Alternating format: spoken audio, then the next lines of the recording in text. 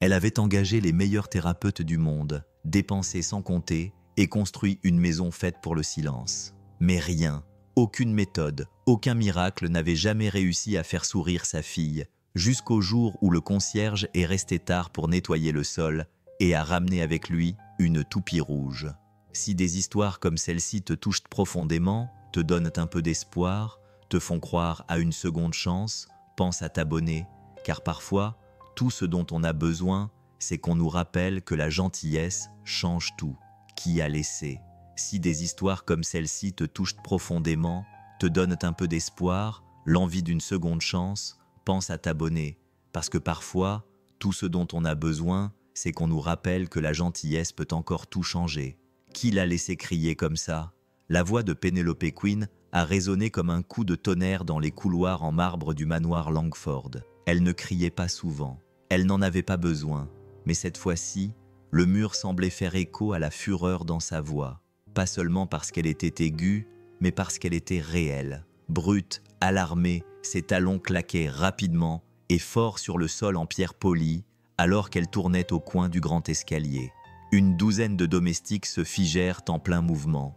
La lumière du soleil matinal filtrait à travers les hautes fenêtres, projetant de longues ombres sur le silence coûteux. « Où est Élise » aboya-t-elle. Un majordome affolé, le visage pâle, trébucha en s'avançant. Dans la salle sensorielle, Madame, seule comme d'habitude. Elle n'est pas censée être seule quand elle est comme ça. Le majordome ouvrit la bouche pour répondre, mais Pénélope ne l'attendit pas. Elle était déjà à mi-chemin dans l'escalier, le cœur battant plus fort que ses pas. Du 3e étage, le bruit se fit entendre à nouveau. Pas un gémissement, pas même un cri. C'était un hurlement qui ne montait ni ne descendait, mais restait aigu comme du verre menaçant de se briser sous une pression trop forte. C'était Élise, sa fille de 6 ans, autiste, muette, une enfant qui n'avait pas ri depuis 1 an et qui n'avait pas regardé sa mère dans les yeux depuis tout aussi longtemps. La gorge de Pénélope se serra. Elle atteignit le haut de l'escalier, mais juste avant de se tourner vers la salle sensorielle, elle faillit rentrer dedans. Quelqu'un qui descendait. Il était grand, maigre et avait l'air perdu. Il portait une chemise bleu foncé de concierge aux manches retroussées, un pantalon de travail kaki aux genoux usés et de lourdes bottes qui frottaient légèrement contre le sol. Il tenait dans sa main une serpillière à moitié essorée qui dégoulinait. Il cligna des yeux en la regardant, calme, imperturbable, trop imperturbable. Sa voix était glaciale. « Qu'est-ce que tu fais ici ?» Il ne broncha pas, ne balbutia pas. Il se contenta de la regarder avec une force tranquille qui n'exigeait pas le respect. Il le méritait. Je l'ai entendu. Pénélope plissa les yeux. « Cet étage est interdit. Tu nettoies à l'aile ouest. C'est ce qu'on a convenu. » L'homme inclina légèrement la tête. Les accords ne signifient pas grand-chose quand un enfant souffre. Pénélope ouvrit la bouche pour rétorquer quelque chose, mais s'interrompit. Le souffle coupe. Elle l'avait vu. Dans son autre main, pas celle qui tenait le balai, il y avait quelque chose de petit, de rouge et d'abîmé sur les bords. Une toupie à ficelle, d'un rouge vif, en plastique et décoloré. Le genre de jouet qui n'était plus vendu dans les magasins depuis les années 1970. « Qu'est-ce que c'est » demanda-t-elle en fronçant les sourcils malgré elle. Il la regarda, puis la regarda à nouveau. « Un souvenir » dit-il doucement. « Et parfois, c'est ce dont un enfant a besoin plus qu'une thérapie. » Sur ces mots, il la dépassa. Pas de manière impolie, ni arrogant, juste avec détermination. Pénélope se retourna et le regarda marcher vers la porte de la salle sensorielle, la porte qu'elle-même hésitait à ouvrir la plupart du temps. Il posa doucement le balai contre le mur, tendit la main et ouvrit la porte sans frapper.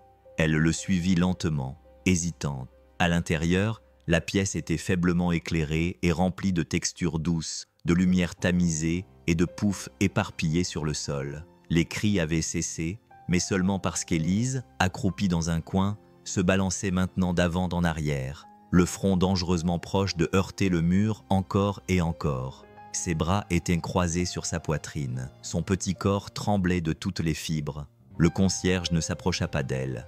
Il ne dit pas un mot. Il s'éloigna de quelques mètres, s'accroupit lentement sur le sol et plaça la toupie rouge devant lui. Puis il tira sur la ficelle. Le bruit n'était pas fort, mais il remplissait la pièce comme une mélodie. La toupie tournait en cercle lent et hypnotique sur le tapis rembourré. Élise ne leva pas les yeux au début, mais elle cessa de se balancer. Son souffle se coupa, puis, contre toute attente, son regard suivit la forme rouge qui tournait. Elle fit un autre tour, puis un autre. Le concierge tira à nouveau sur la ficelle, un peu plus lentement cette fois-ci. Tic, tic, tic, puis Élise a rampé vers l'avant. 1 mètre. Elle a tendu la main et l'a posée doucement sur le jouet qui tournait, l'arrêtant net. Puis elle a levé les yeux vers lui et il lui a souri. Pas un grand sourire, pas une expression exagérée, juste de la douceur. Le genre de douceur que seul un homme qui a connu une grande perte peut offrir à un enfant qui n'a jamais connu la sécurité. Pas un grand sourire, pas une expression exagérée, juste de la douceur, celle que seul un homme qui a connu une grande perte peut offrir à un enfant qui n'a jamais connu la sécurité. Pénélope restait figée dans l'embrasure de la porte. Personne n'avait jamais touché sa fille comme ça. Ni les thérapeutes, ni les spécialistes, ni elle. Surtout pas elle. Le concierge jeta un coup d'œil par-dessus son épaule. « Elle aime le rythme », dit-il doucement. « La plupart des enfants comme elle aiment ça, mais celle-ci, dit-il en désignant Élise.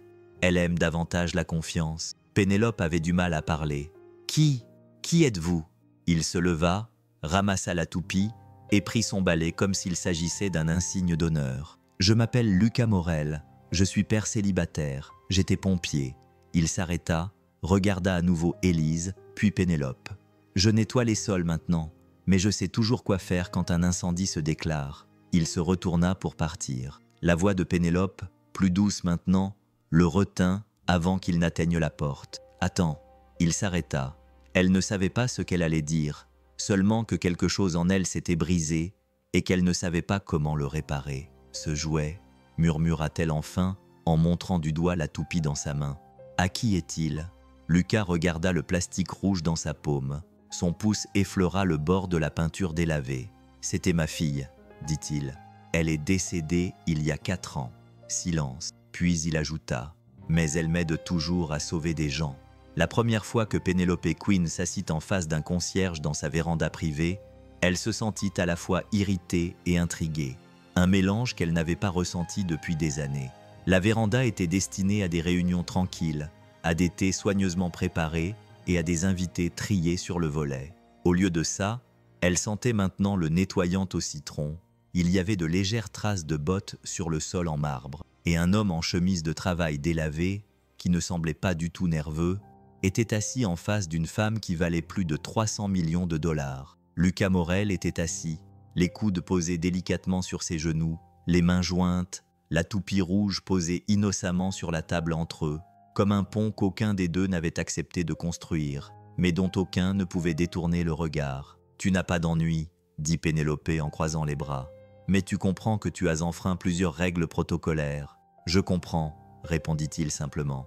Elle détestait ça. Son absence de défensive, son calme la désarçonnèrent avant qu'elle ait pu se préparer. « Et tu travailles ici depuis quoi, 2 semaines ?» continua-t-elle. « 17 jours, répondit Lucas. « Mais je suis père depuis près de 11 ans. C'est une expérience plus pertinente, je pense. » Pénélope fit une pause. « Tu parles comme quelqu'un qui s'attend à être viré, dit-elle. « Non, répondit-il.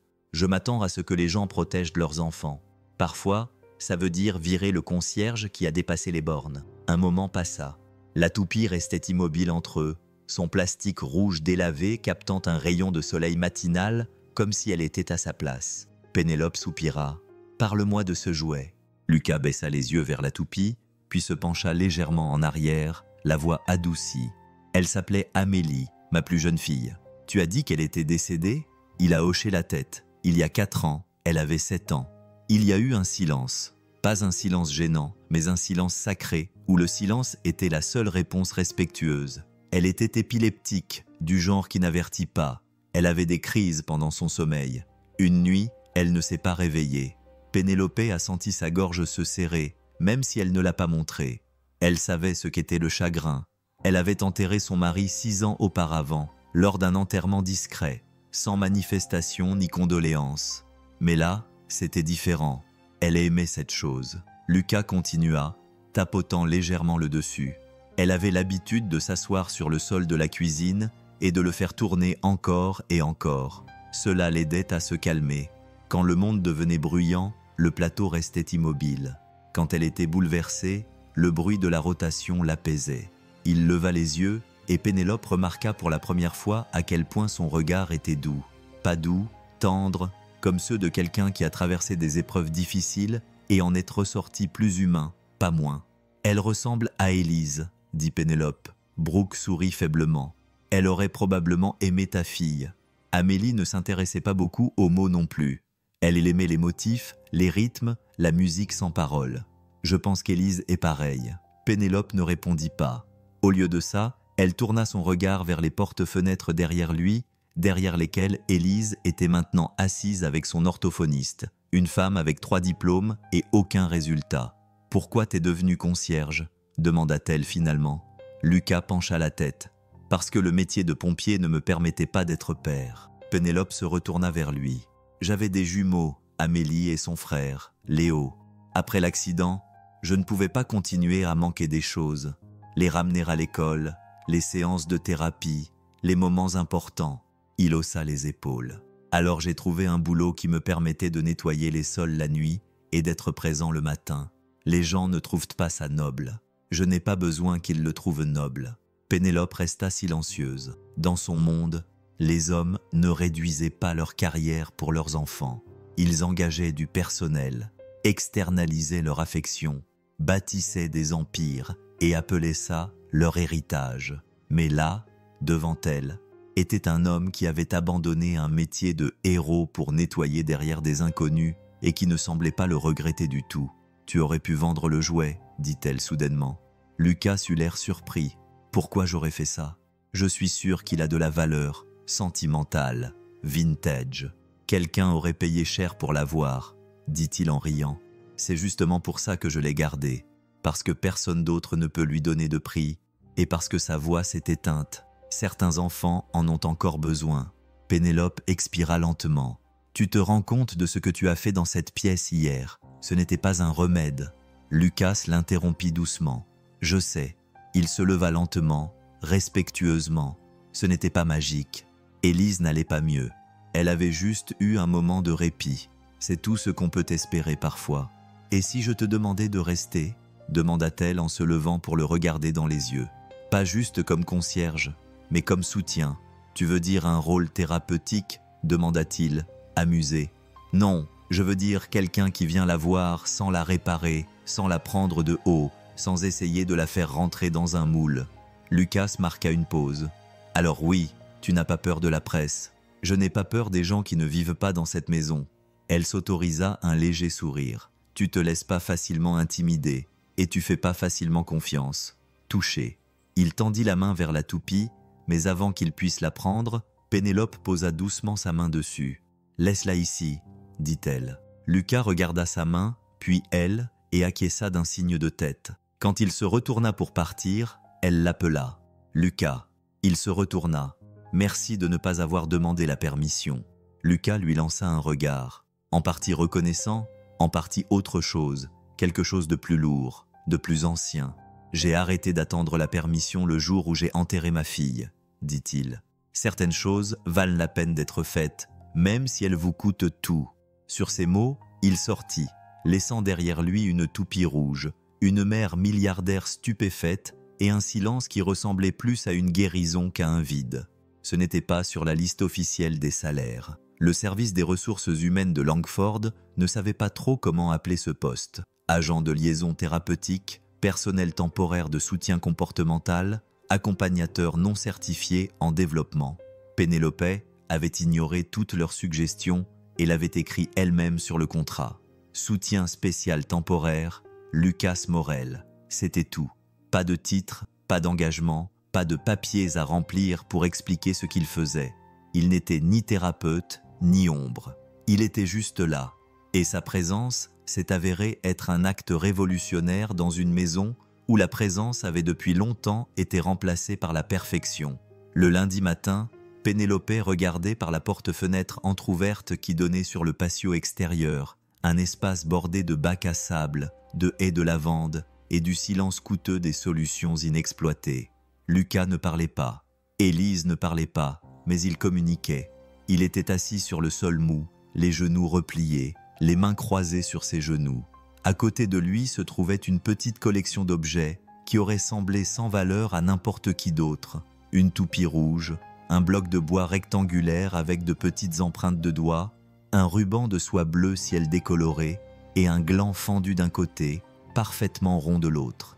Élise était assise en face de lui, à environ 1 mètre, sans le regarder, sans l'éviter, juste à côté. Elle n'avait pas crié ce matin-là. Elle n'avait pas essayé de mordre le personnel. Elle s'était laissée conduire doucement vers le soleil. Et maintenant, elle était assise sur ses genoux, regardant Brooke faire tourner la toupie une fois, puis une autre fois. Il ne lui a pas demandé de faire quoi que ce soit. Il ne l'a pas encouragée, ne l'a pas félicitée, n'a pas fait semblant que c'était un jeu. Il a juste fait tourner la toupie, attendu, puis lui a tendu le bloc de bois. Élise s'est avancée, sans se précipiter, sans nervosité. Elle a enfoncé 2 doigts dans les empreintes.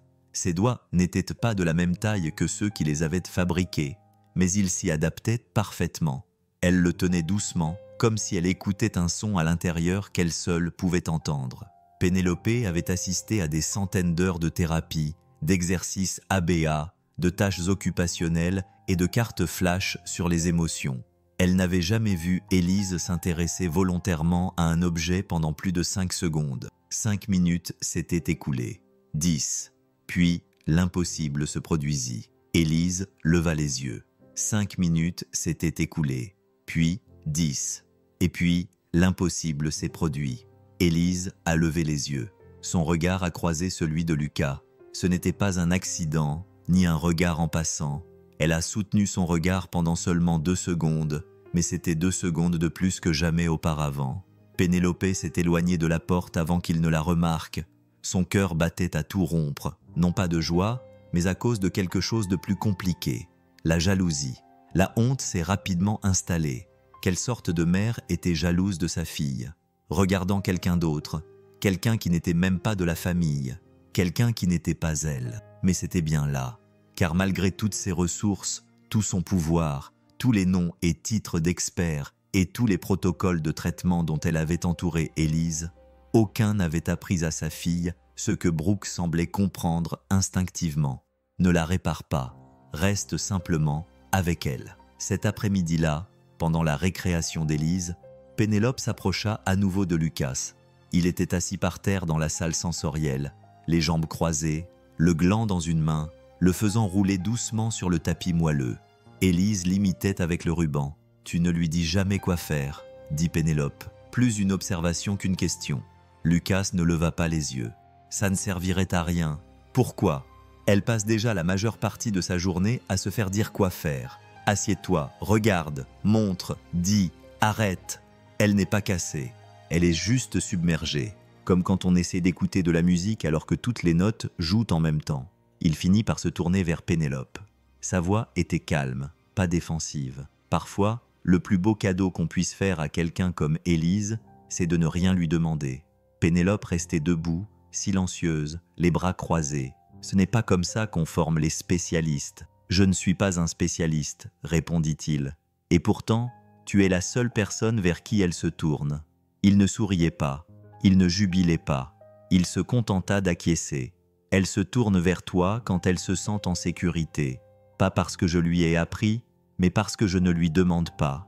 Ce soir-là, Pénélope était assise seule dans sa salle de lecture, un endroit qu'elle avait autrefois adoré.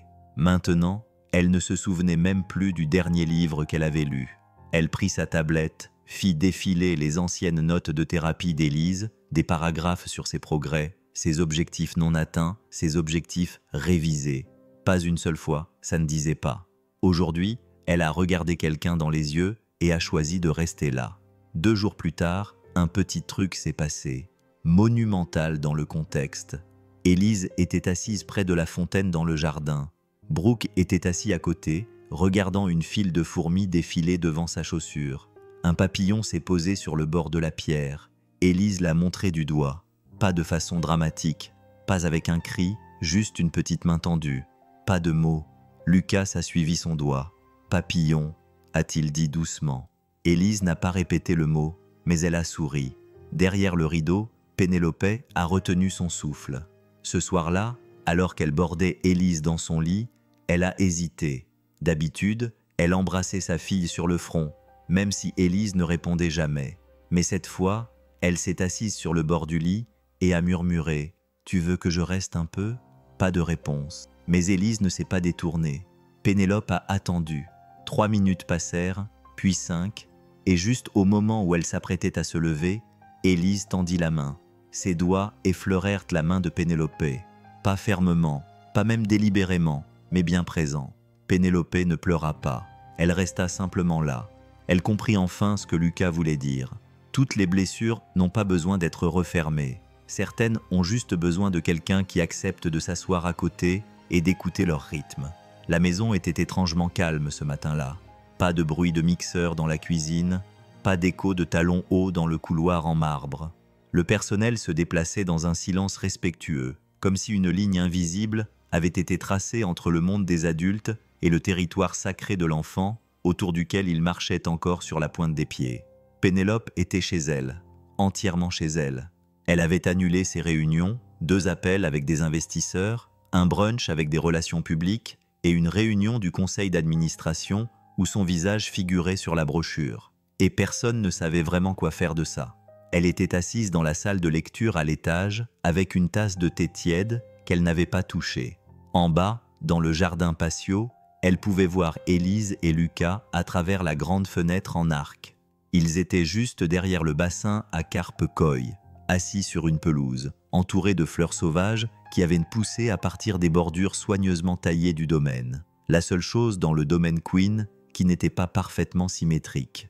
Lucas faisait un truc bizarre avec la toupie rouge, la tenant au-dessus de sa tête de façon théâtrale, puis faisant semblant de la balancer sur son nez comme un phoque de cirque. Il la laissait ensuite tomber avec une panique exagérée et la poursuivait alors qu'elle s'éloignait de lui en titubant comme un insecte ivre. Élise poussa un son. Ce n'était pas un mot, mais ce n'était pas non plus le silence. Et puis elle sourit. Juste un clin d'œil. Un léger souffle sur le coin de ses lèvres. Une étincelle dans ses yeux qui était là, puis disparut comme si elle-même n'était pas tout à fait sûre de l'avoir fait. Mais Lucas l'a vue, et il n'a pas célébré. Il n'a pas crié, ni haleté, ni même applaudi. Il l'a juste regardée, et lui a souri en retour comme s'ils étaient tous les deux dans le même secret. La main de Pénélope se porta à sa bouche. Ce n'était pas le sourire qui l'avait bouleversé, c'était le visage derrière le sourire, le visage de sa fille. Il n'était pas vide, il n'était pas enfermé derrière une forteresse d'énigmes neurologiques. Il était là, présent, doux, ouvert. C'était comme regarder à travers une fenêtre givrée et voir enfin la silhouette de quelqu'un que tu aimes. Pas derrière une vitre, pas en théorie, mais vraiment là. Pour la première fois, Pénélope a réalisé qu'elle avait passé des années à pleurer un enfant qui était vivant. Et maintenant, ce chagrin s'est transformé en quelque chose qu'elle n'avait pas ressenti depuis si longtemps. L'émerveillement. Elle n'a pas pleuré parce que sa fille sourirait. Elle pleurait parce qu'elle la voyait enfin. Cette nuit-là, Pénélope était assise à côté de Lucas dans la véranda.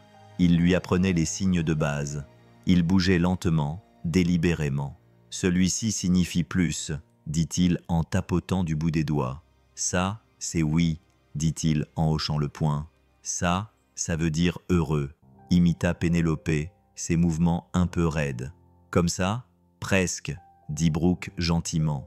Il tendit la main pour ajuster l'angle de sa main, ses doigts effleurant les siens pendant un instant. Le contact s'attarda.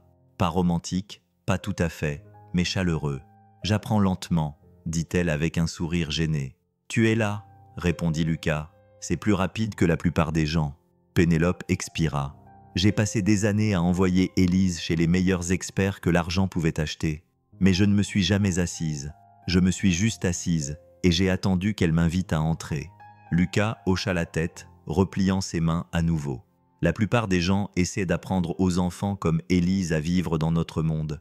Mais parfois, le cadeau est d'apprendre à vivre dans le leur. Il y eut un silence. Puis Pénélope demanda presque timidement « Quel a été le premier mot de votre fille ?»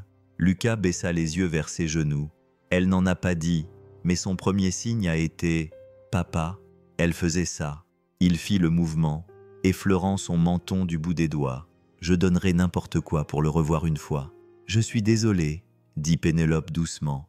Il haussa les épaules. « Le chagrin, c'est juste de l'amour qui n'a nulle part où aller. C'est pour ça que je viens ici tous les jours. Élise donne à mon amour un endroit où se poser. » Pénélope baissa les yeux vers ses mains, puis vers la toupie qui reposait entre elles sur la table.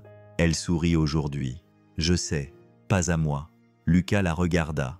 Pourtant, au cours des jours suivants, les choses commencèrent à changer. Pénélope annula plus de réunions. Elle déplaça son ordinateur portable sur l'îlot de la cuisine pour pouvoir travailler pendant qu'Élise jouait par terre à côté.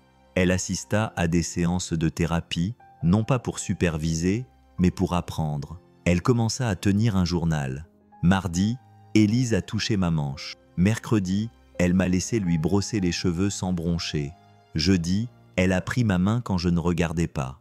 Elle a continué à signer les leçons avec Lucas, et petit à petit, quelque chose comme une amitié a commencé à naître entre eux. Ça a commencé dans les moments calmes. Il lui versait son café sans lui demander comment elle l'aimait. Elle laissait un petit mot plié près de son seau à serpillière. Élise a aimé le jeu du ruban aujourd'hui. Merci.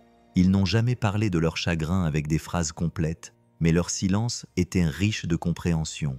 Pourtant, derrière cette connexion grandissante, il y avait des ombres, des choses qu'aucun des deux n'osait nommer. Un soir, après qu'Élise se soit endormie, recroquevillée sous sa couverture lestée et la toupie rouge cachée sous sa main, Lucas s'attarda à la porte. Pénélope se tenait à côté de lui. La douce lumière de la veilleuse projetait une lueur chaude sur le visage paisible d'Élise. « Elle dort mieux, » dit Pénélope. « Parce qu'elle n'est plus seule, » répondit Lucas. Ils restèrent là un long moment. Puis Pénélope demanda, d'une voix à peine plus forte qu'un murmure, « Est-ce que tu te blâmes parfois pour ce qui est arrivé à Amélie ?» Lucas baissa les yeux vers ses mains. « Tous les jours, même quand je sais que je n'aurais pas pu l'empêcher. » Elle acquiesça. « Je me blâme aussi, pas pour avoir perdu Élise, mais pour ne pas savoir comment la retrouver. » Il la regarda, l'expression indéchiffrable. « Tu viens de le faire, » dit-il doucement. À l'extérieur de la pièce, Pénélope ferma doucement la porte, et pour la première fois depuis des années, elle n'avait pas l'impression de retenir un océan dans sa poitrine. Elle se sentait présente, ancrée, comme si, peut-être, juste peut-être, le monde n'avait pas besoin qu'elle soit parfaite. Il avait besoin qu'elle soit là. Le bruit des talons hauts sur le marbre résonnait comme une chanson oubliée depuis longtemps. Pénélope n'avait pas besoin de lever les yeux pour savoir que c'était Beata Tricklang. Personne d'autre ne marchait comme ça, avec autant d'assurance, de précision, avec le même rythme saccadé que quelqu'un qui croit être le maître de toutes les pièces où il entre, même lorsqu'il n'en est rien. « Penny !» chanta Béatrice en ouvrant les bras, comme si les années qui les séparaient avaient été chaleureuses et accueillantes. « Mon Dieu, cet endroit s'est épanoui !» Pénélope sourit faiblement en se levant de la table du petit déjeuner. « Toi aussi ?» dit-elle. « Je suis surprise que tu te souviennes de l'adresse. Tu crois vraiment que je raterais une occasion de voir ta retraite légendaire ?» Les yeux de Béatrice balayèrent la pièce comme ceux d'un agent immobilier et de rencontrer enfin ta fille. « Comment va notre petit miracle ?» Pénélope se raidit en entendant le mot « notre ». Élise était assise sur le tapis à proximité, faisant tourner méthodiquement une toupie rouge, tandis que Brooke était assis tranquillement à côté d'elle, rangeant des blocs de bois par couleur. Il ne parlait pas, ne s'immisçait pas, attendant simplement qu'Élise s'arrête et lui sourit lorsqu'elle jetait un coup d'œil dans sa direction. Les yeux de Béatrix se posèrent sur eux, ses sourcils se levèrent. « Oh !» dit-elle en penchant la tête. « Vous avez engagé un nonciateur. » Avant que Pénélope puisse la corriger, Béatrice s'avança, d'une voix juste assez forte pour que son jugement coule comme du miel. « Je veux dire, audacieuse, très européenne. Mais je dois vous demander, un concierge comme tuteur. » Les mots tombèrent comme des pierres dans une pièce de verre. Lucas leva les yeux. Il ne broncha pas. Il se contenta de sourire. Ce même sourire calme et lent auquel Pénélope s'était habituée. Et sans un mot, il commença à ramasser les jouets d'Élise, pliant le petit tapis en tissu sous eux avec une douceur acquise par l'habitude. « Attends !» commença Pénélope en s'avançant, mais Lucas se contenta de hocher la tête une fois, croisant brièvement le regard d'Élise. Puis, avec une grâce mesurée, il se retourna et s'éloigna dans le couloir. Élise restait figée, la main crispée sur la toupie rouge. Elle regarda Pénélope, puis l'espace vide où Lucas se trouvait quelques instants auparavant. Puis, sans un bruit, elle lança la toupie. Elle heurta brutalement le sol. Ce n'était pas une crise de colère, ni le chaos, juste de la déception. Une déception silencieuse et écrasante. Béatrice cligna des yeux. « Ai-je dit quelque chose de mal ?» Pénélope ne répondit pas. Elle s'agenouilla à côté d'Élise et tendit la main vers la toupie. Élise détourna la tête, les lèvres tremblantes. Quelque chose se brisa dans la poitrine de Pénélope, un craquement silencieux, non pas de colère, mais de prise de conscience. Elle se leva et fit face à Béatrice. « Tu sais, Bé, t'as toujours eu un don pour gâcher les moments tendres. » Béatrice haussa un sourcil. « Excuse-moi, il s'appelle Lucas Morel, » dit Pénélope. « C'est un veuf, un ancien pompier, et c'est la seule personne à qui ma fille ait jamais souri. » Béatrice cligna des yeux. Pénélope s'approcha. « Je me fiche de ce qu'il porte ou des diplômes qu'il n'a pas. Il n'est pas là parce que je ne pouvais pas me permettre mieux. Il est là parce qu'il n'y a pas mieux. » Béatrice ouvrit la bouche. Pénélope. « Non, » elle l'interrompit. « Tu es venue ici pour juger, pour évaluer, pour réduire un homme à son uniforme et ma fille à un projet. Mais Élise n'est pas ton projet. Et Lucas, ce n'est pas mon erreur. » Pénélope se retourna vers Élise, qui fixait maintenant la toupie qui avait atterri sous la table. Ses doigts tremblaient, agités. Pénélope s'agenouilla à nouveau. « Je suis désolée, » murmura-t-elle. Pas à Béatrice, mais à sa fille. « Je suis désolée de ne pas avoir dit quelque chose plus tôt. » Élise ne bougea pas, mais elle ne détourna pas le regard cette fois-ci. Plus tard dans la soirée, après le départ de Béatrice dans un tourbillon de sourires crispés et d'adieux embarrassés, Pénélope trouva Lucas dans le jardin derrière la maison, en train d'arracher des mauvaises herbes près du vieux pommier. « Tu n'avais pas besoin de partir, » dit-elle doucement. Lucas ne leva pas les yeux. C'était ton invité, elle était mon passé. Finalement, il se leva en s'essuyant les mains sur son pantalon. « Ça n'a pas d'importance, j'ai l'habitude. » L'habitude de quoi ? Du regard que les gens te lancent quand ils réalisent que tu n'es pas là où tu es censé être. Pénélope fronça les sourcils. « Et où es-tu censé être ?» Il croisa son regard. Pas dans la maison d'un milliardaire, en train d'aider à élever sa fille. Pénélope s'approcha. « Tu n'as pas répondu à ma question. » Lucas prit une inspiration. « Je suis censé être avec mes enfants. C'est là que je dois être. Où qu'ils soient. » Une pause. Et Élise, il acquiesça lentement. « Elle fait partie de ma vie maintenant. Que tes amis approuvent ou non, » Pénélope sentit quelque chose monter dans sa gorge. Pas des larmes, pas de la culpabilité, mais de la conviction. Ce soir-là, elle entra dans la chambre d'Élise et posa délicatement la toupie sur sa table de chevet. Élise ne la toucha pas, mais elle jeta un coup d'œil dessus. Puis, doucement, elle regarda sa mère. Pénélope sourit. « Il revient demain. » Élise ne bougea pas, mais sa respiration se calma. Et Pénélope comprit enfin. Elle n'avait pas besoin de protéger sa fille du monde. Elle devait protéger le monde de toucher sa fille avec les mauvaises mains. Et Lucas, il n'avait jamais utilisé ses mains pour réparer, seulement pour tenir. Le silence n'était pas paisible. Il était épais, lourd, empreint d'absence. Lucas n'était pas venu ce soir-là. C'était la première fois depuis qu'il avait commencé qu'il manquait une séance avec Élise. Pas d'explication, juste un petit message d'excuse. « Je ne pourrai pas venir ce soir, j'ai un imprévu. Je suis vraiment désolé. Je reviens demain. » Pénélope avait lu le message 3 fois avant que sa poitrine ne commence à se serrer. Elle n'avait jamais réalisé à quel point elle était devenue dépendante de cette présence. Stable, calme, inébranlable. Pas seulement pour Élise, mais aussi pour elle-même. Le dîner avait été un désastre. Élise avait refusé de manger. Elle avait repoussé son assiette, s'était balancée sur sa chaise et avait commencé à fredonner.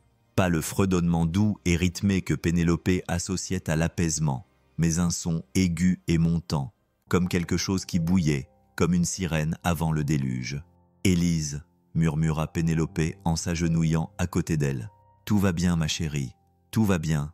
Il sera de retour demain. » Mais Élise ne l'entendait pas.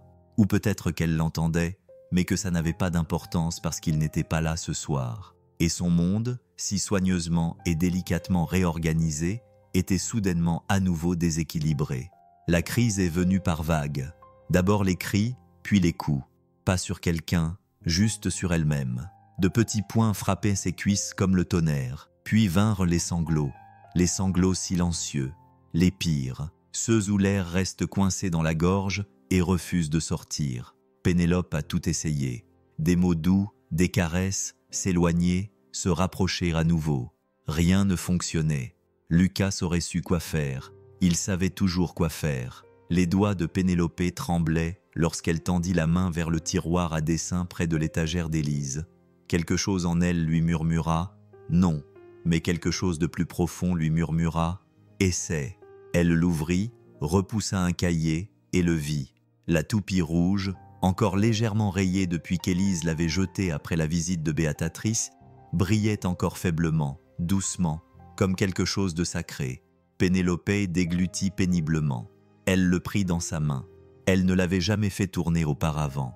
Elle avait vu Lucas le faire, lentement, délibérément, comme s'il enroulait plus que du plastique, comme s'il enroulait la confiance, comme s'il parlait un langage sans mots destiné uniquement aux oreilles d'Élise. Maintenant, les doigts tremblants, Pénélope enroula la ficelle, exactement comme elle s'en souvenait. La toupie vacilla dans sa paume. Élise s'était recroquevillée près du mur, les bras serrés autour de ses genoux, le souffle court et rapide. Pénélope tomba à genoux sur le tapis, à peine consciente que des larmes commençaient à couler sur son visage. Puis elle tira. La toupie tourna sur le sol, ses couleurs rouges et argentées reflétant la lumière de la lampe.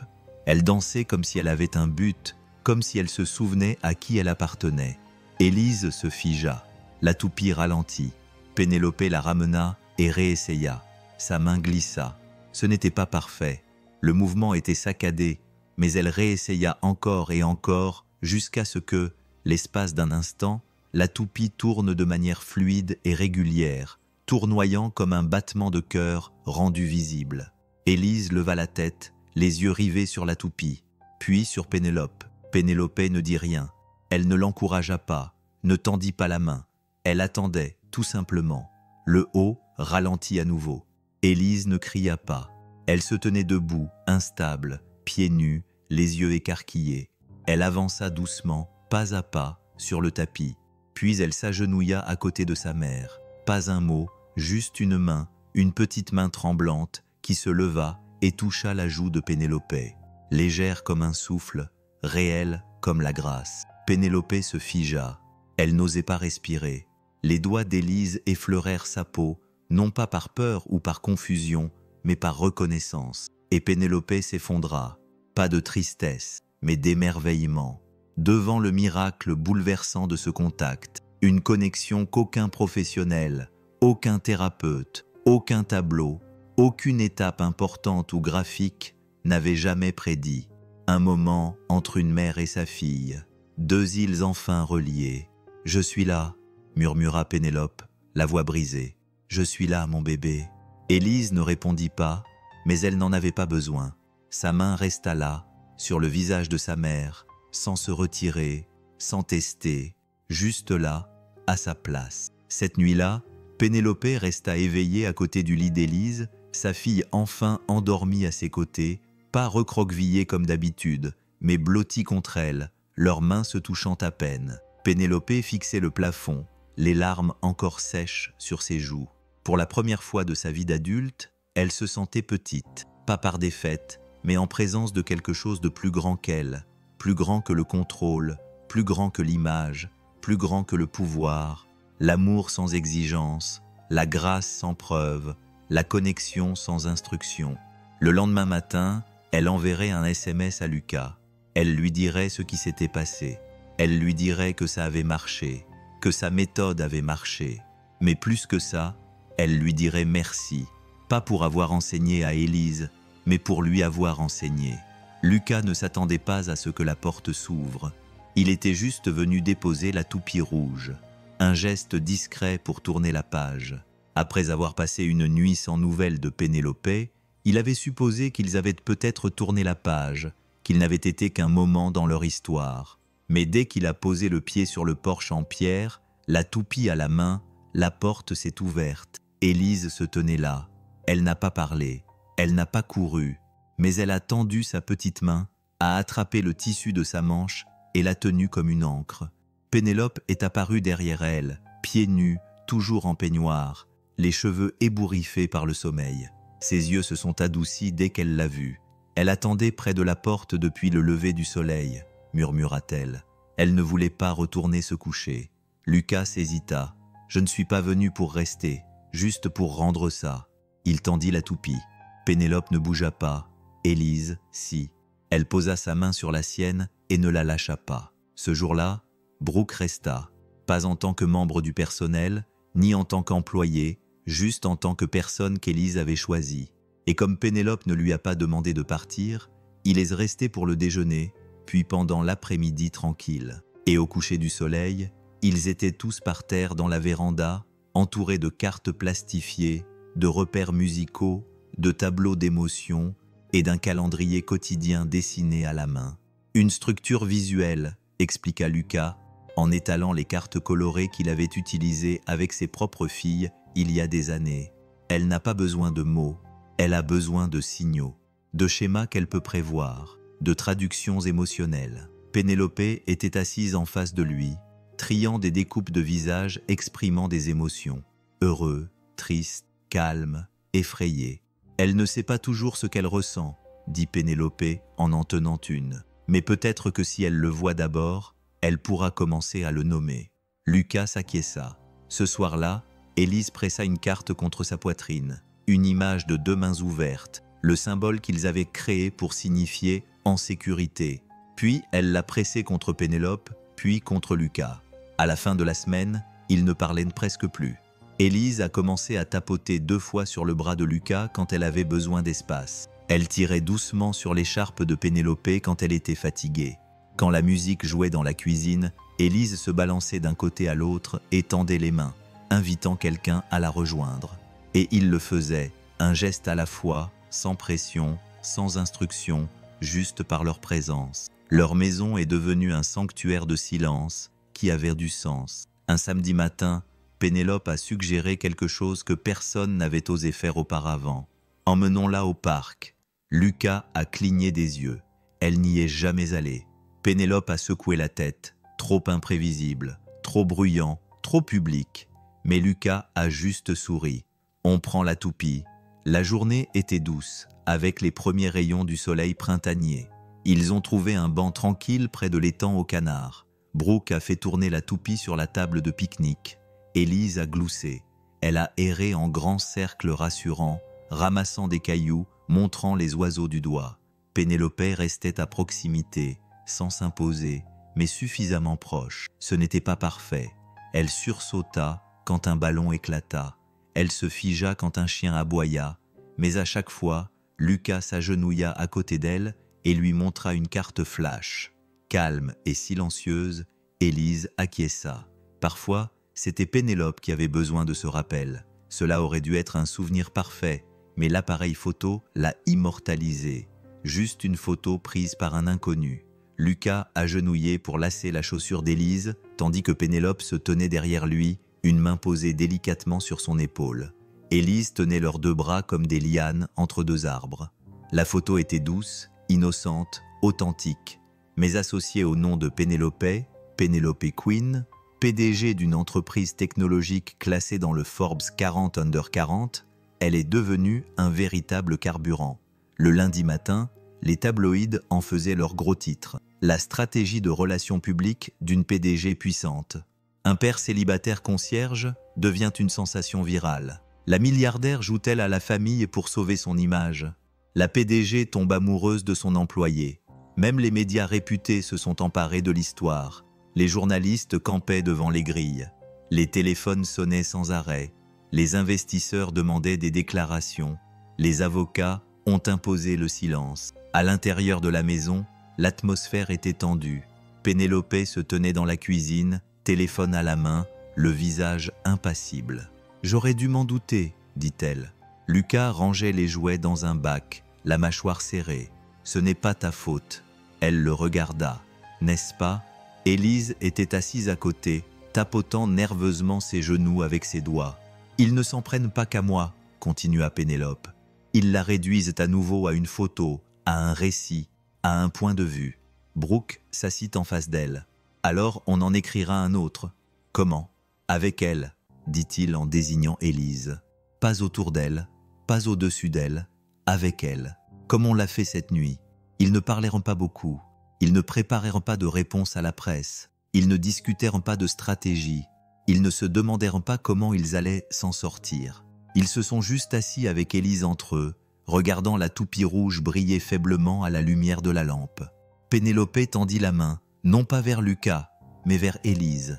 Élise la prit, et dans un moment de calme qu'aucune caméra n'aurait jamais pu capturer, tous les trois se penchèrent les uns vers les autres. Une mère, une fille et un homme qui n'avaient rien à gagner, mais qui avaient choisi de rester malgré tout.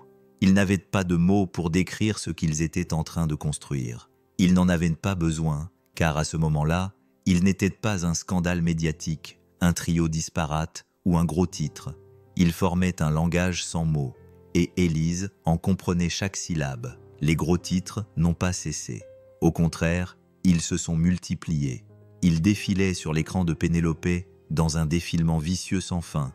Le PDG qui jouait à la famille. Sympathie stratégique ou véritable scandale. Le papa concierge et la milliardaire. Cendrillon à l'envers ou image calculée.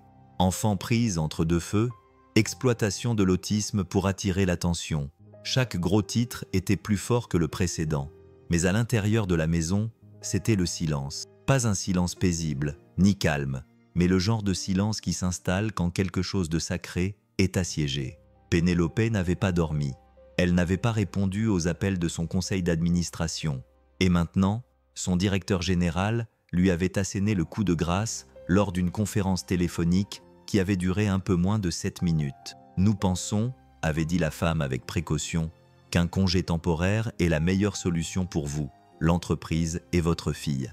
Votre fille. » Comme si Élise était devenue un risque pour l'image de marque. Pénélope était restée immobile pendant un long moment après la fin de l'appel. Son thé était froid. La toupie rouge gisait sur ses genoux. Elle ne s'était même pas rendu compte qu'elle la tenait. Bruce la trouvait comme ça quelques heures plus tard, le regard fixe par la fenêtre, immobile. « J'ai perdu l'entreprise », dit-elle doucement. Il n'a pas répondu tout de suite. Il s'est juste assis à côté d'elle. « Non », a-t-il fini par dire. « Tu leur as donné la partie de toi qu'ils pouvaient te prendre. Et quelle partie est-ce donc? La partie qui n'a jamais compté autant qu'elle. » Les lèvres de Pénélope tremblaient, mais elle ne pleurait pas.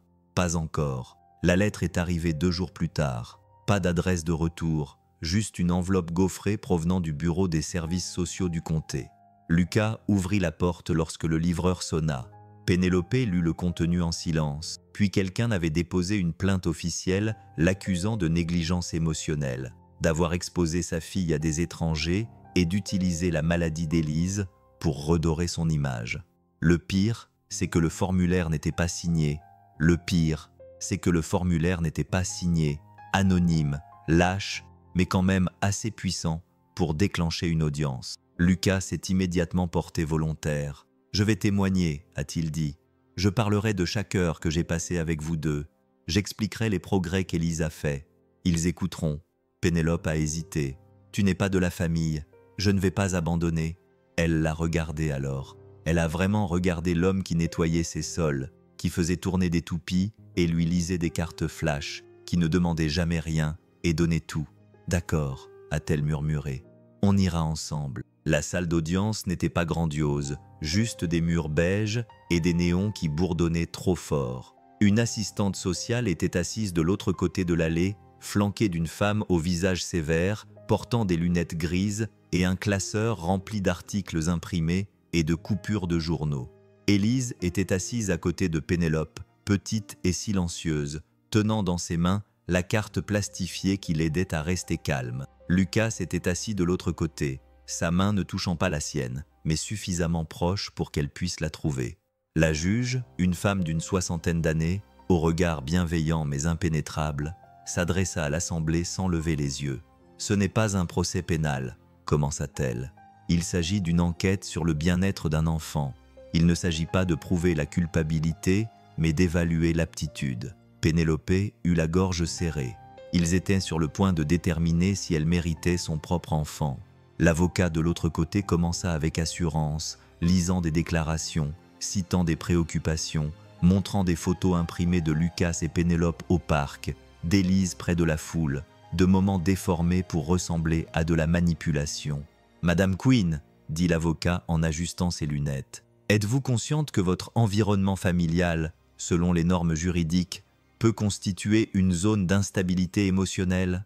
Pénélope ouvrit la bouche. Aucun son ne sortit. Elle regarda Élise. Élise observait, les yeux écarquillés, immobile. Brooke se leva. « J'aimerais parler, » dit-il. Le juge acquiesça. La voix de Lucas était ferme. Pas répétée, juste vrai. « J'ai été embauché comme concierge, » commença-t-il. « Et je n'ai jamais prétendu être plus que ça. Mais un soir, j'ai vu un enfant qui n'était pas ignoré, juste incompris. » Il se tourna vers Élise. « Elle n'a pas besoin de bruit. Elle a besoin d'espace. Elle ne réagit pas aux cris. Elle réagit à la confiance. Et dans cette maison, elle la trouve auprès de sa mère. Avec moi, grâce aux outils que nous avons construits ensemble. » Il se retourna vers le juge. « J'ai déjà perdu un enfant, » dit-il. « Je sais à quoi ressemble la négligence et je sais aussi à quoi ressemble la guérison. » Un silence s'installa dans la salle. Puis l'avocat reprit la parole. « Mais vous n'êtes pas thérapeute agréé, monsieur Morel.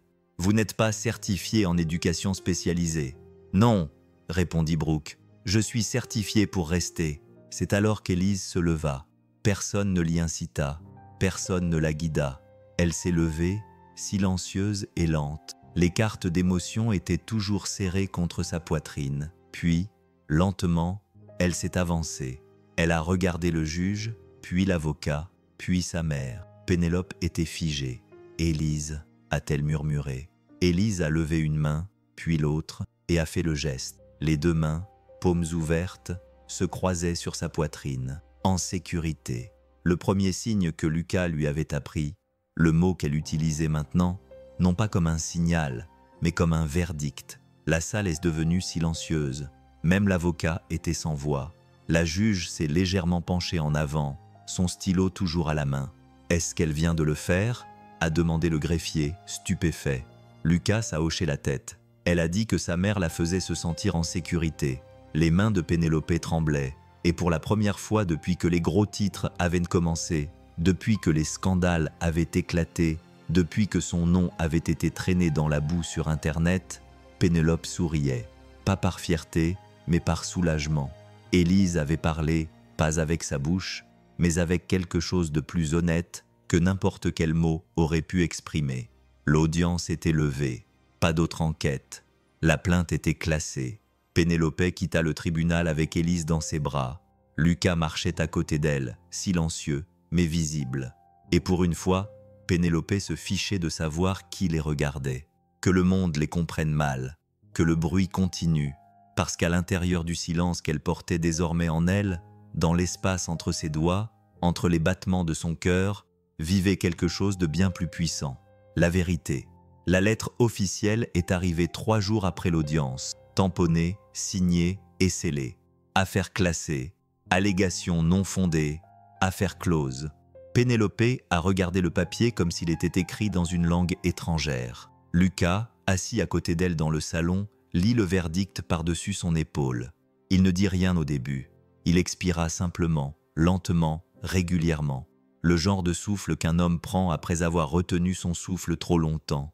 Élise faisait la sieste à l'étage, blottie contre son chien en peluche et la toupie usée qui était devenue son talisman. Le silence remplit à nouveau l'espace entre Pénélope et Lucas, mais cette fois-ci, il n'était pas tendu. C'était le silence du soulagement, de la survie. La révélation ne tarda pas à venir. Son avocat appela d'une voix étouffée, presque apologétique. L'anonyme avait été identifié grâce à son adresse IP. Nous avons trouvé qui l'a envoyé. Pénélope ne broncha pas. Laisse-moi deviner. Une pause.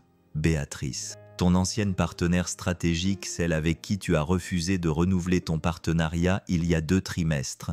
Pénélope ferma les yeux. Bien sûr, Béatrice était plus qu'une simple partenaire commerciale. Elle faisait partie de l'ancienne Pénélope, la femme qui jouait dur, brûlait vite et concluait des accords avec des gens qui n'oubliaient jamais qu'on les avait lâchés, la femme qu'elle n'était plus. L'avocat parlait toujours. On a largement de quoi porter plainte pour diffamation. Je peux tout préparer d'ici demain matin. Pénélope ne répondit pas tout de suite. Elle se dirigea vers la fenêtre et regarda la douce pluie printanière commencer à tomber sur la vitre. Son reflet la fixait, fatiguée mais pas vaincue, changée mais pas brisée. « Non », dit-elle doucement, « ne porte pas plainte, Pénélope. Elle voulait une réaction. Je ne lui en donnerai pas. » Les mots se répandirent rapidement dans son entourage. Quelques anciens collègues l'appelèrent pour exprimer leur indignation. « Elle a essayé de te détruire, toi et ton enfant.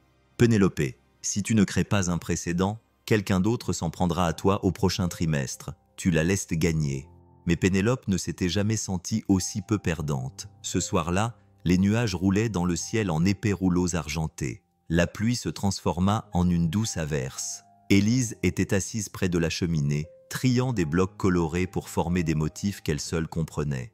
Pénélope a fait 2 tasses de thé à la camomille et les a apportées sous le porche. Lucas était déjà là, assis sur le banc en bois qu'il avait aidé à réparer quelques semaines plus tôt, écoutant la tempête sans écouteurs, sans distraction, juste respirant l'air. Elle lui a tendu une tasse. Il l'a acceptée d'un signe de tête. « Tu ne l'as pas poursuivi en justice. »« Non », a-t-elle répondu en s'asseyant à côté de lui. « Ça aurait été pour moi, pas pour Élise. Et j'ai passé trop de temps dans ma vie à confondre la victoire et la paix. » Lucas l'a regardé. Vraiment, il l'a regardé. « Tu as changé, » dit-il simplement. « Pas changé, » répondit-elle. « J'ai juste retiré mon armure. » Ils burent leur thé en silence pendant un moment, la pluie tapotant rythmiquement le bois sous leurs pieds. Puis Brooke reprit la parole, plus doucement cette fois. « Tu sais que j'étais pompier. » Pénélope acquiesça. « Tu me l'as dit. Je pensais que survivre à l'incendie m'avait rendu imperméable aux tempêtes, que si j'avais réussi à sortir des poutres qui s'effondraient, de la fumée noire et de la chaleur qui aurait pu faire fondre l'acier, rien ne pourrait me briser. » Il fit une pause. « Mais j'ai perdu ma fille à cause d'une crise d'épilepsie au milieu de la nuit. Pas de fumée, pas d'avertissement, pas le temps de lutter. » Pénélope se tourna vers lui. Sa main reposait doucement sur la sienne, mais elle ne parlait pas. « Je n'ai pas crié, je n'ai pas frappé un mur, je me suis juste tue. » Sa voix baissa. « Je ne savais même pas que j'avais arrêté de parler au monde, jusqu'à ce qu'Élise me regarde un jour. Et j'ai réalisé que je la voyais. Pas comme un état, pas comme un projet, juste comme quelqu'un d'autre qui connaissait le silence. » Les yeux de Pénélope se remplirent de larmes. « Tu es la première personne qui m'ait donné envie de retrouver ma voix, » Lucas ajouta-t-il. « Pas pour crier, juste pour être entendu. » La pluie s'intensifia un instant, dans un rugissement soudain, comme des applaudissements ou un avertissement. Et à ce moment-là, Pénélope comprit quelque chose d'essentiel. Que les tempêtes ne s'annoncent pas toujours par le tonnerre. Que parfois, ce à quoi on survit dans le silence nous apprend plus que le feu ne pourrait jamais le faire. Élise est arrivée sur le porche un peu plus tard, les yeux endormis et pieds nus. Elle a grimpé sur les genoux de Pénélope, la tête posée doucement contre la poitrine de sa mère. Puis elle s'est retournée et a tendu sa petite main vers Lucas. Sans un mot, elle a placé son bloc rouge préféré dans sa paume. Un cadeau, un signe. Il le tint comme s'il était en verre. Pénélope passa un bras autour d'eux tous les deux. De l'autre côté de la rue, quelqu'un prenait une photo. Pénélope vit le flash, la forme révélatrice d'un téléphone levé bien haut, l'hésitation de quelqu'un qui se demandait s'il fallait le vendre ou le partager. Mais cette fois, elle ne broncha pas, parce que ce n'était pas un scandale. C'était une famille, imparfaite, construite à partir de cendres, de silence et de petites faveurs, assises ensemble sous la pluie. Et si le monde voulait mal interpréter ça, tant pis. Elle connaissait la vérité maintenant. Elle ne construisait plus une forteresse, elle construisait un foyer. Et cette fois, il était à l'abri de la tempête. Le vent était doux cet après-midi-là.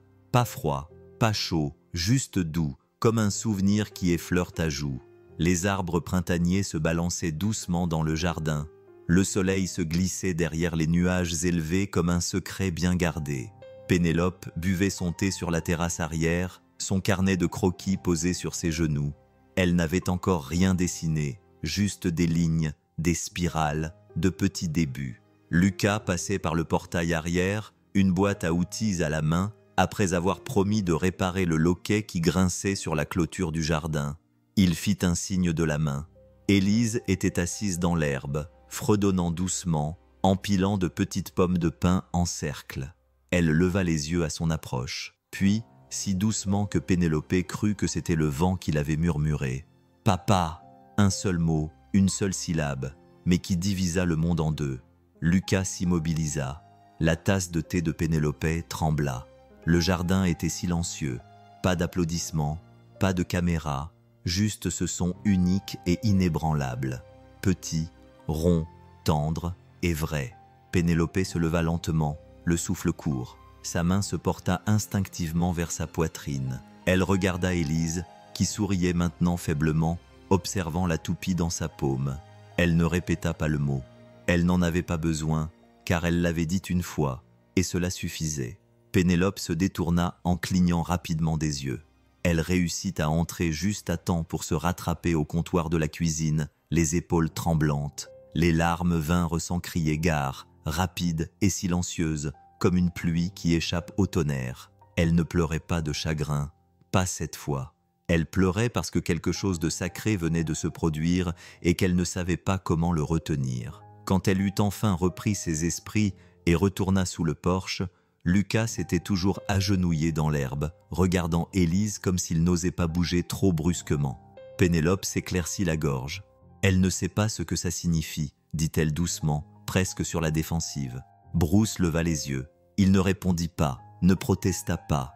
Il se contenta de sourire doucement, profondément, comme quelqu'un qui attendait depuis longtemps d'être vu. « Elle sait exactement ce que ça veut dire, dit-il. Elle ne me traite pas de remplaçant. Elle m'appelle comme je suis. » Pénélope croisa les bras sur sa poitrine. Et qu'est-ce que c'est? Celle qui est restée. Ils ne parlèrent pas beaucoup le reste de la journée. Pas parce qu'ils n'avaient rien à se dire, mais parce que certains moments sont trop intenses pour être remplis de mots. Ce soir-là, Élise se blottit sur le tapis du salon avec une poignée de feutre et son carnet de croquis. Lucas prépara le dîner, quelque chose de simple et réconfortant. Une soupe de tomates et un sandwich au fromage fondu, le plat préféré d'Élise. Pénélope mit la table avec des mains discrètes. De temps en temps, elle jetait un coup d'œil vers Élise, qui colorait avec une intense concentration, le front plissé, la langue pendante. Une soupe à la tomate et des croque-monsieur, le plat préféré d'Élise. Pénélope mit la table avec des gestes discrets. De temps en temps, elle jetait un coup d'œil vers Élise, qui colorait avec une intense concentration, le front plissé, la langue tirée au coin de la bouche, comme elle le faisait toujours quand elle dessinait quelque chose qu'elle voulait réussir. Après le dîner, Élise tapota le poignet de sa mère, leur petit signe pour lui dire de venir voir. Pénélope se pencha. Sur la page, il y avait un dessin au crayon, enfantin, mais reconnaissable entre mille. Après le dîner, Élise tapota 2 fois le poignet de sa mère, leur petit signe pour dire « Viens voir ». Pénélope se pencha. Sur la feuille, il y avait un dessin au crayon, enfantin, mais indubitablement reconnaissable. C'était Élise. « Tu as dessiné maman, n'est-ce pas ?» demanda Pénélope, le cœur serré.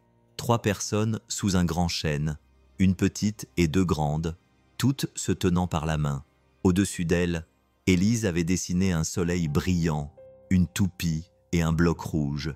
Mais ce qui a coupé le souffle à Pénélope, ce n'était pas le dessin, c'était ce qui venait après. Élise a tourné la page et, avec des doigts tremblants, a signé les mots avec des gestes hésitants mais déterminés. Ma maison, ma famille. Pénélope n'a pas bougé. Elle n'a pas parlé, car c'était là que tout appartenait.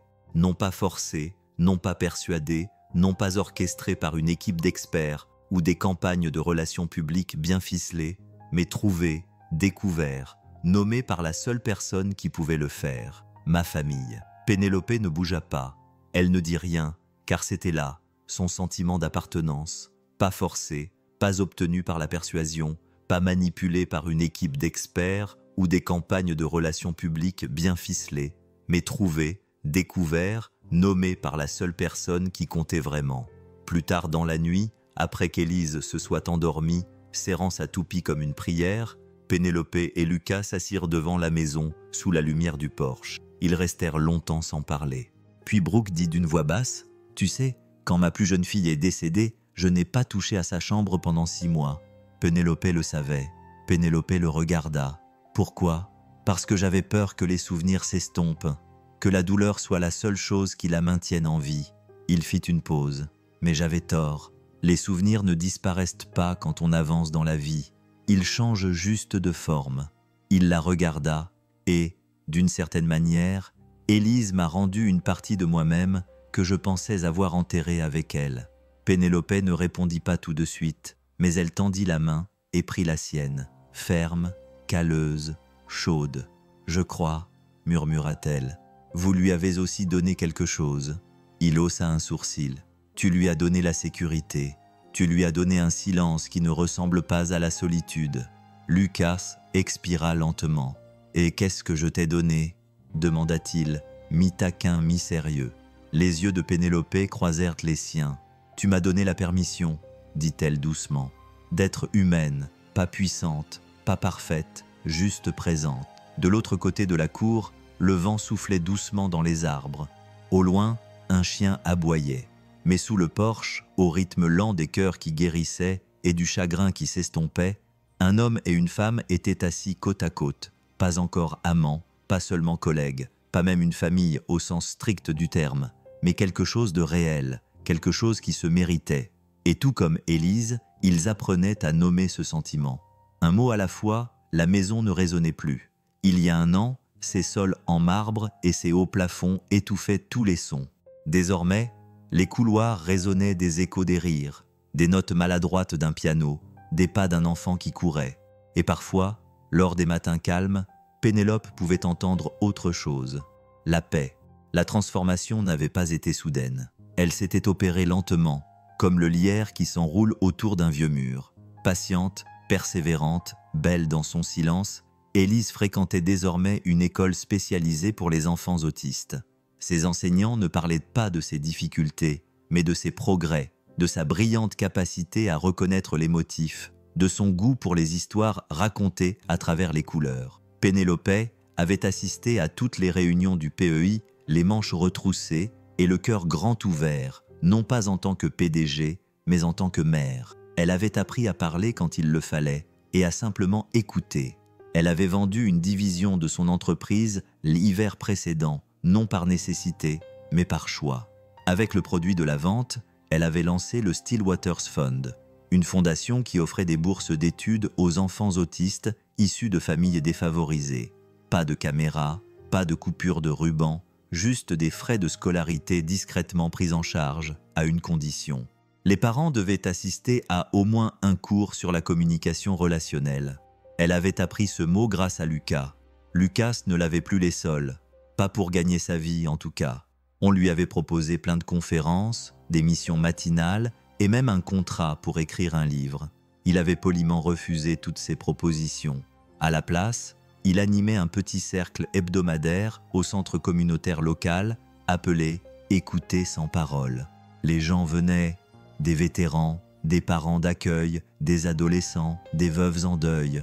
Personne n'était là pour réparer qui que ce soit. Ils apprenaient juste à être ensemble. Lucas commençait souvent par la même histoire. Une petite fille, une toupie rouge et un Porsche sous la pluie. Il avait toujours cette toupie sur lui. Elle était ébréchée maintenant, un peu déséquilibrée, mais elle tournait toujours comme Élise lui avait appris à le faire. Dans le jardin devant la maison qui était autrefois intimidante, il y avait maintenant une cabane dans les arbres. Pas une maison Instagram, mais une maison construite à la main, avec des échelles en corde et des taches de peinture, et un panneau « Chaussures interdites » qu'Élise avait insisté pour accrocher avec des lettres de travers. Pénélope avait planté un jeune érable à côté l'automne dernier. Il avait pris racine, tout comme eux. À la date anniversaire du premier mot d'Élise, Data, une petite conférence de presse a été organisée à l'école. Les journalistes s'attendaient à un événement corporate, à une opération de branding, à une annonce d'un nouveau partenariat. Au lieu de ça, ils ont trouvé une petite fille pieds nus dans une robe jaune qui tournait en rond avec les doigts tachés de craie et un concierge devenu enseignant communautaire en jean qui aidait un groupe d'enfants à construire un nichoir. La presse, toujours affamée, a encerclé Pénélope sous la tente ombragée. Elle semblait plus détendue que jamais.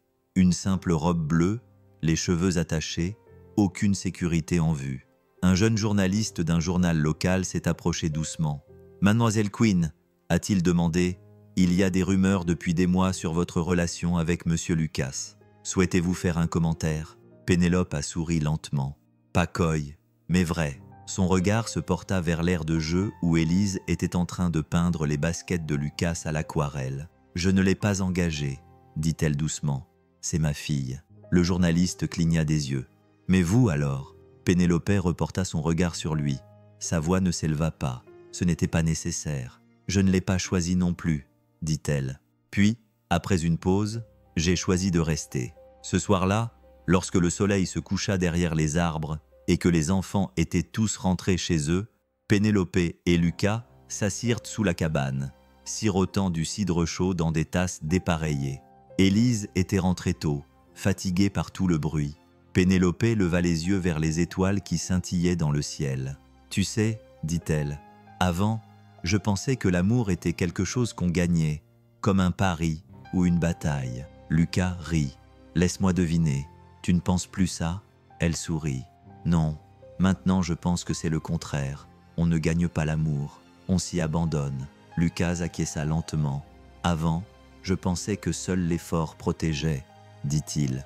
Mais maintenant je pense que parfois, la plus grande force, c'est simplement de rester. » Ils ne s'embrassèrent pas, pas encore. Ils n'en avaient pas besoin. Il y avait quelque chose de plus sacré dans l'espace qui les séparait, quelque chose qui n'exigeait pas de titre, seulement la vérité. Plus tard, alors que Pénélope bordait Élise, la petite fille lui montra un nouveau dessin collé au mur. C'était le même trio sous le même arbre, mais cette fois, le texte à côté, écrit en lettres majuscules et en langue des signes dessinés à la main, disait « C'est ma maison, ni achetée, ni vendue, juste construite. » Pénélope embrassa le front de sa fille et, en éteignant la lumière, elle murmura non pas à Élise, mais à l'univers qui lui avait semblé si silencieux. « Merci pour l'homme qui est resté. » Épilogue, la révolution silencieuse.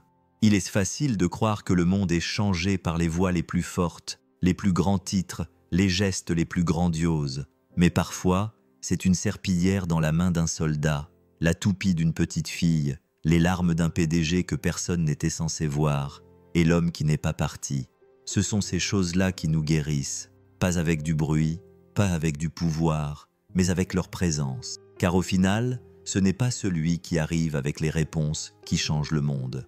C'est celui qui reste assez longtemps pour poser la bonne question.